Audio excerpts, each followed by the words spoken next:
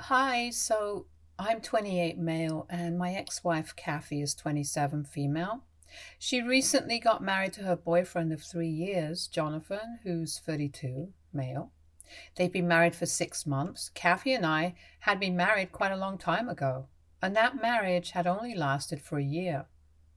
We got married right out of college as soon as we graduated, and it was a very small, intimate ceremony. We had been together since high school, since our sophomore year, to be more precise. We had even attended the same college, so getting married just seemed like the right step to take.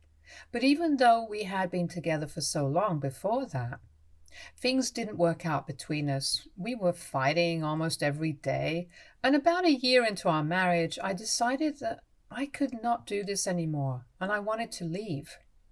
Maybe it might have been a hasty decision since I had not exactly fallen out of love with her, but I was just sick of fighting with her.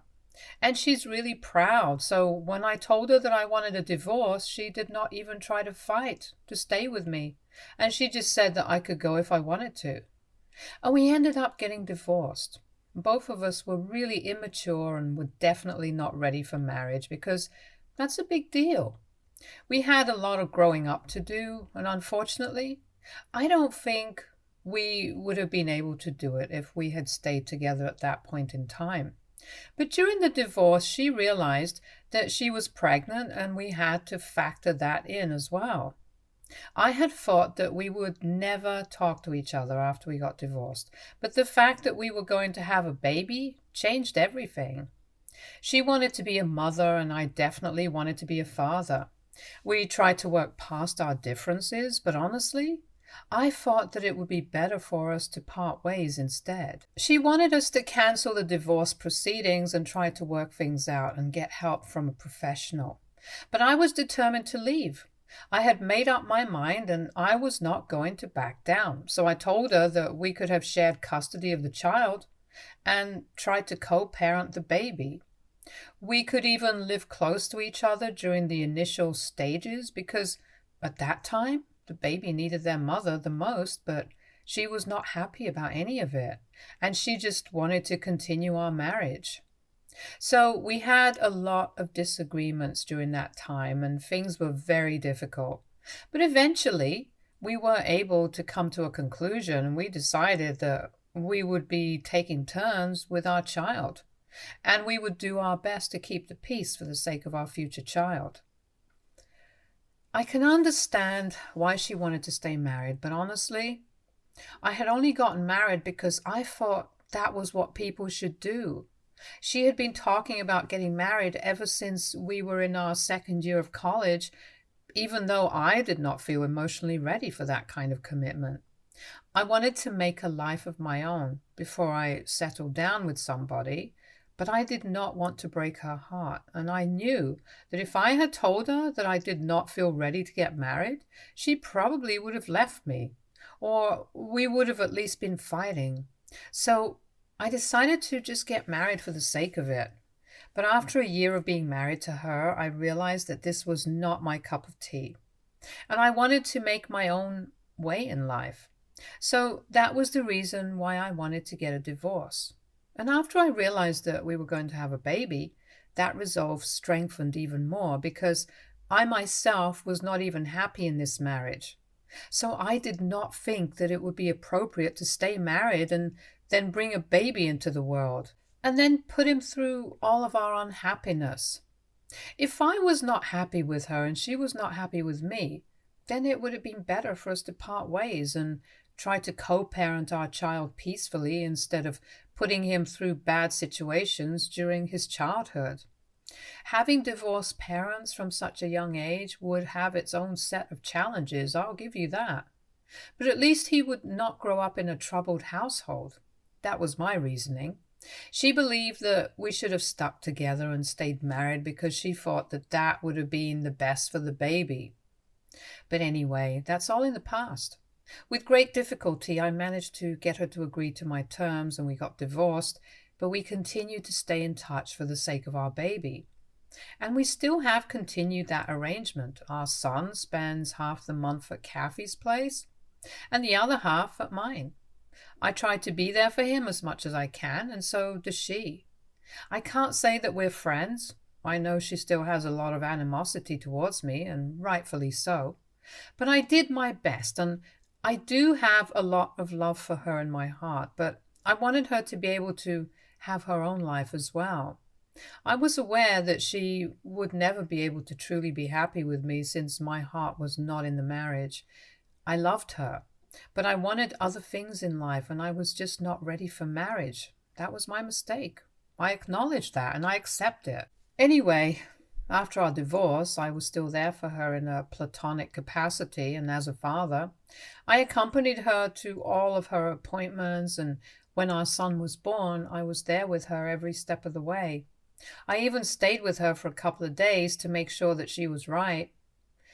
I did everything that a good father and a good partner should do.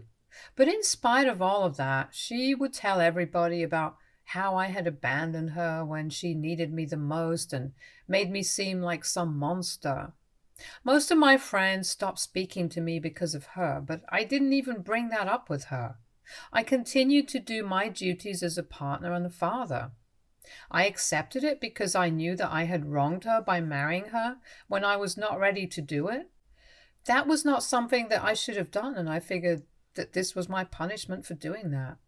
And I was okay with it. There was nothing much that I could do about the situation because if I stopped speaking to her at that point and picked a fight with her for telling all our friends such things about me, it would only prove her words to be true. The strange thing was that even after she was going around telling our friends such things about me, she was always nice to me whenever we would meet. To be honest, I actually used to feel like she was willing to get back together with me, even though she had been spreading lies about me. It was quite confusing, if I'm being honest. Because, on the one hand, she was trying to ruin my reputation and in front of our friends, and on the other hand, she was always nice to me to my face and acted like she could not live without me and still loved me. Not knowing what to make of it, I just decided to focus on my work, and after our son was a couple of months old, she went back to work and we started meeting less frequently. She started seeing other men about after a year of our divorce, and I would hear from a couple of my friends who had still bothered to stay in touch with me that she was back to dating. I won't say that it didn't hurt me because even though I was the one who had filed and pressed on for a divorce, I still loved her. But I did not say anything to her about it because I wanted her to be happy and I had made my choice. So even if I was unhappy, I just had to suck it up and deal with it. In my defense, both of us were very young and confused about our emotions, so that's why things were the way that they were. She would always make a huge deal out of her dates as well, so everybody would be able to find out about it. Then, after a few months, she realized that I had not commented about it, so she decided to bring it up with me herself and told me that she was now dating other people, so she was sorry if I felt bad about it, but she just wanted to tell me about it, so I did not have to find out from other people. She knew quite well that I did not say anything about it, and I told her that I was cool with it. She seemed a little disappointed when I did not pursue the topic further and just left with my son. It was like she wanted me to talk to her about it and ask her if she had moved on and stuff. Things were always very hot and cold and confusing between us. I think that much is obvious now. After that conversation, she stopped making such a big deal out of her dates on social media, and I knew that it definitely had something to do with me showing her that I did not care about it. And then one day she came to pick up our son from my apartment, but it started raining, so we decided to invite her in so she could spend the evening with us until it stopped raining outside. I did it as a courtesy, and by then it had already been almost close to 2 years since we got divorced, so I thought it would be okay. We got to talking, and our son was napping in the other room. After one point, we were reminiscing about our past, and out of nowhere, she came to me. And I still loved her, even though I was not with her anymore. So we ended up sleeping together. She spent the night at my place, and it felt good, but the next day, she left before breakfast, or before I had even woken up and had taken our son with her. She messaged me to tell me that it had been a mistake and she did not want to get back together with me anymore. I was shattered, but that was her choice and I respected that. I accepted the fact that this had been just a one-time thing and tried not to think too much of it and chalked it up to the weather outside and the fact that I had invited her in.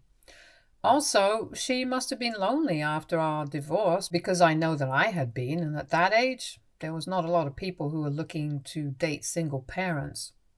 There were a lot of things, and I decided not to make a big deal out of it, and we went back to our cordial relationship as parents and not partners.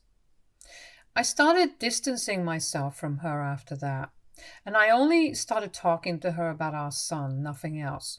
She tried to talk to me and get back to normal several times after that incident, but rejected every attempt of hers to try and get back on good terms with me. And then she started dating Jonathan. He was a good guy. I knew him since he was the older brother of one of our common friends from school. I was happy for her because I knew that Jonathan was a solid man and he would definitely keep her happy. After they got together, our interactions decreased even more, and we were fine with it. Because now she had somebody, and I was trying to move on from her and get on with my life and career. So over the course of the past 3 years, we had drastically reduced our interactions. Jonathan was always nice to me whenever I would visit them to either pick up or drop off my son. And that's why I feel especially bad for what I did to the guy just a couple of weeks before his wedding. You guys have probably already been able to guess where I'm going with this. I'm not proud of it, and I think it's one of the worst things that I've ever done in my entire life. But yes, I slept with Cathy one last time before she got married. I guess she had cold feet or something, but she just showed up at my apartment a couple of weeks before her wedding. I think there must have been just 1 month to go until the big day, and I definitely did not expect her to show up at my house at that point because we had made it a point to never speak to each other unless it had something to do with our son.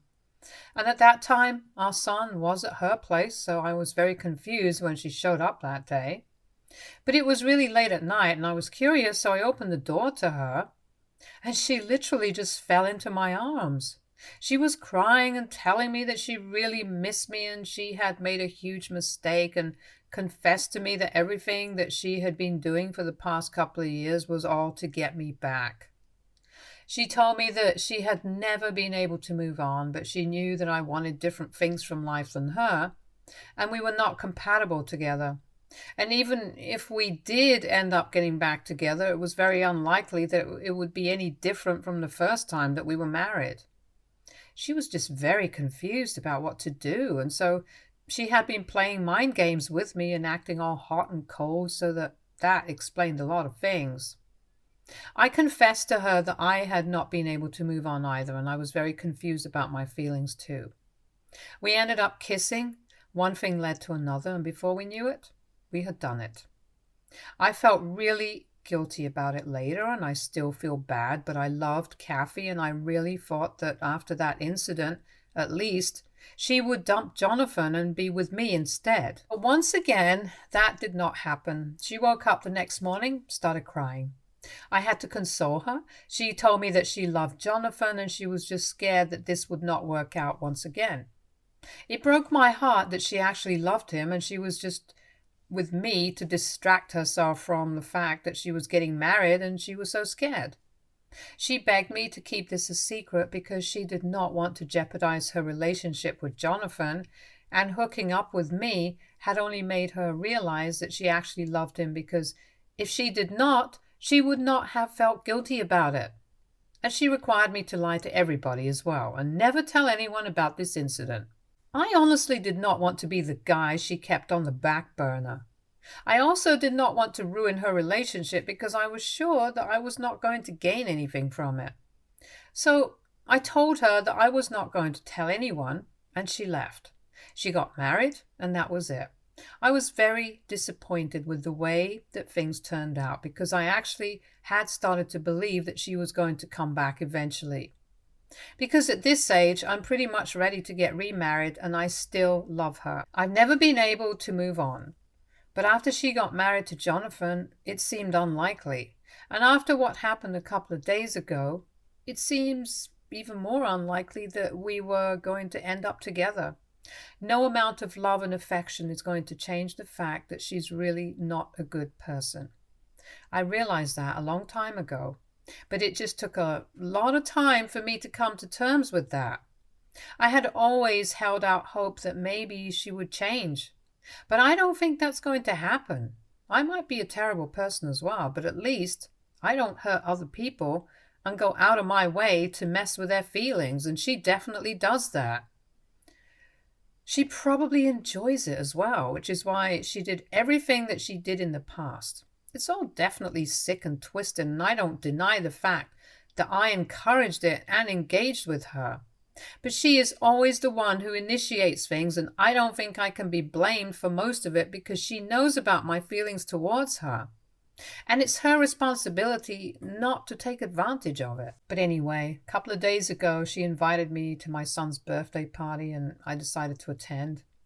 Usually, whichever parent our son is staying with at the time celebrates his birthday, and after the other parent gets him, they celebrate it separately. Our son is pretty lucky that way. He gets to have 2 birthdays, but anyway, this year, she thought that it would be better for us to have one birthday party because he was getting older and it was getting too much. So I agreed to split the cost of the party with her and be there for him. But when I got to the party, I realized that her energy that day was quite off. And she started making jokes at my expense as soon as I walked in. I got there pretty late after work. Most of the guests had arrived by that time, so the first thing she did was take digs at me about how I was late to my son's birthday party, and that's what happens when you put work over everything. Obviously, that was a thinly veiled attempt to insult me for our divorce because I had to put work over her. Then she started making fun of my receding hairline, which is so surprising because there are 100 things about her that I can make fun of when it comes to appearances. And I did not see that coming because it was quite embarrassing for me. Also, we are grown adults. I don't think it's very appropriate to pick on each other like kindergarten kids. At that point, Jonathan joined the conversation and told me that he thought it was because of all the stress that I put myself through. And then they started suggesting that I take some time off from work and try to actually live life because it was very apparent that I was not living well and I had made some pretty bad life choices. When I asked them to elaborate, something that I should not have done because there was no need to do it at that place and time, they started telling me all the reasons that they thought that I had screwed my life up. I shouldn't even have asked because I knew that this was not going to end well and was going to be very embarrassing for me. But then they started listing out completely stupid reasons like saying that my first divorce with my ex-wife was a bad choice because clearly it did not lead to anything good in my life because I was still single. And then putting work above every single thing in my life was an even worse choice because now I was getting late to my own son's birthday parties. And I also lost opportunities to spend time with my family because of it. I don't think it took into consideration the fact that I had to work. Unlike them, I don't come from a very rich family and I have to pave my own way. I did not say anything, but I was just shocked that Cathy was saying these things and Jonathan was actually supporting her. At that point, I started feeling less bad about what I had done a couple of months ago. After they were done talking to me and went to entertain the other guests, I decided to write a little note on my birthday present because I was pissed and I wanted to let Cathy know that I was not saying anything at the party because of my son. But the next time that she did say such things, I would not shy away from revealing her secrets. I did not write much. I just wrote, "I still know your secret and I know you don't want anybody else to learn about it. So watch your words around me." And then I snuck out of the party and went back home. I did not want to see Cathy, and I had already spoken to my son, and he was busy having fun with his friends, as he should be. So I know that I was not missed after that. The next morning, I received a call from Cathy around 9, and she was crying. Obviously, she had read the note, and she told me that she was really sorry about things that she had said. She was just upset with me because I was late, and our son had been asking about me several times before I even showed up, and they even had to cut the cake without me because I was late. But it was not even my fault. I had left work on time. But there was really bad traffic on my way back home, and that's why I got late. Not because I was prioritizing work over my son. I did not appreciate what they were saying, and especially the fact that she was saying such things after the kind of relationship that we have had. So she started begging me not to bring this up again, but I had a realization the previous night that I was screwing my life up. Not because of the reasons that they said, but because of the fact that I had given Cathy repeated chances to change. I did not promise anything to her on the phone, and I just told her that I was busy and I would talk to her later. But now I am considering actually going up to Jonathan and letting him know the truth, because I don't think I want to live with this anymore. It's weighing on my conscience as well. I can't do this. All I want to know is WIBTA if I told my ex-wife's husband the truth about her. Update 1. It has been a week since the party, and I have been no contact with Cathy. Also, I did it, and I sent a message about how Cathy had cheated on him before the wedding. I think that really helped me because I feel a lot more relieved than I usually do. It feels like a huge burden has been taken off of my chest, and I can finally breathe again. After I sent that message and the proof of her being at my place that night, a month before the wedding, I blocked Jonathan and Cathy. I know that I will have to meet her eventually when I go to her place to pick up my son a couple of weeks later, but for now, I don't have to speak to her. I've also told everybody I know to keep her out of our conversations. I did what I had to do, and I am not going to be made to feel guilty or sorry about it. I shared my side of the story and I spoke my truth. I'm done with that episode. I don't want to keep discussing it, and I don't want to know what she's going through right now, because I'm sure it's nothing compared to what Jonathan and I went through because of her indecisiveness. And honestly, we don't even have a lot of friends in common anymore. I'm sure that people who are just her friends will definitely try to come and make me feel guilty about it. But as of now, nothing has happened yet. I sent that message about 4 days ago, and up until this point, I have not received any messages or threats, so I'm figuring that they have not told people yet. But I know that when that news comes out, people are going to try their best. I'm mentally prepared for that. I'm not going to let it happen. Update 2. Just as I had expected, the news of their divorce is now broken. It has been 2 weeks since I sent that message to Jonathan. I've not heard from him. I don't think he has anything left to say to me, because what do you even say to the guy who hooked up with your wife? But anyway, she sent her cronies after me soon after the news broke. I have a bunch of her family members and her friends texting me, telling me that I ruined their marriage and that I am a sociopath. They believe that I did this because I wanted her all to myself, but they could not be further from the truth. I just did this to get rid of my own guilt. Maybe it was her fault, but it was my mistake too, and I need to up the things that I do. I want to be a good father, and before that, I have to be able to be a good person. The only person that I feel sorry for in this situation is Jonathan. He is a really nice guy. He did not deserve any of this, but at least I told him about everything, and now he can leave. He can find somebody better for himself. I'm glad that he's getting a divorce. He deserves better. Maybe I don't. I dug my grave the day that I married Cathy, even though I was not ready for it. Both of us are terrible people, and I guess we deserve each other. Update 3. So it's been almost a month since they announced their divorce, and I went over to Cathy's place last week to pick our son up, and she didn't even bother to come to the door.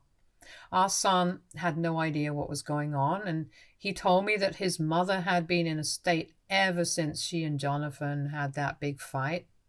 He was the one who told me that now every day his grandmother, Cathy's mother, comes to take care of him, cook for everyone, and keep the house in order because Cathy has stopped going out to work and just spends the entire day sleeping in her room.